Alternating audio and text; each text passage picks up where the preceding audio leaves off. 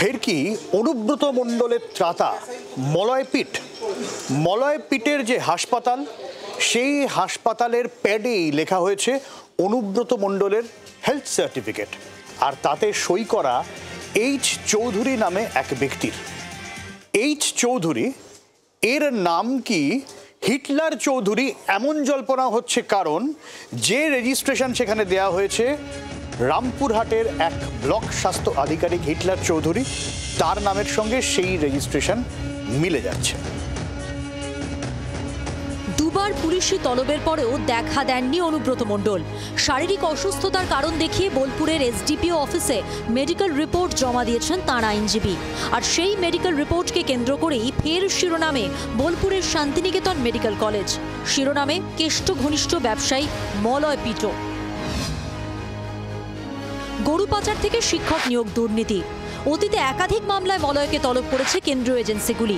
কেষ্টর সূত্রে আরও একবার আতশ কাচের তলায় মলয়ের ভূমিকা। জানা গিয়েছে, মলয়ের বেসরকারি হাসপাতালের প্যাডেই লেখা হয় কেষ্টর মেডিকেল সার্টিফিকেট। সূত্রের খবর, প্যাডে এইচ চৌধুরী নামে এক চিকিৎসকের সই রয়েছে। তার দেওয়া রেজিস্ট্রেশন নম্বরের সঙ্গে আবার মিলে যাচ্ছে রামপুরহাট 1 নম্বর ব্লকের স্বাস্থ্য আধিকারিক হিটলার চৌধুরীর রেজিস্ট্রেশন। সইয়ের এইচ চৌধুরী ও বাস্তবের হিটলার চৌধুরী কি একই ব্যক্তি? এই সইকে কেন্দ্র করেই নতুন বিতর্ক দানা বেঁধেছে।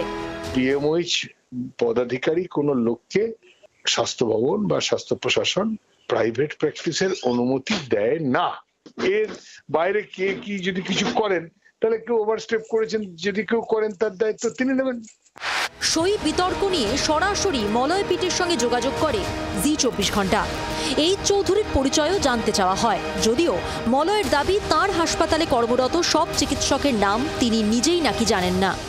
এই ব্যাপারে আমার কিছু জানার নাই। হসপিটাল তো চালায় ওখানকার ডাক্তারবাবুরা, নিয়োগকর্তা অন্যরা থাকে। আমার এন্টারপ্রেনার প্রেসিডেন্ট তো কিছু করে না, ওই সেক্টরের ডাক্তাররা নিয়োগ করে। আমি নিজে তো হসপিটালে নিজেই যাই না, তো ডাক্তাররা চালাই। সই বিতর্কে পাল্টা আসরে নেমে পড়েছে গেরুয়া শিবির। কে হিটলার চৌধুরী সে তো আমার জানা নেই।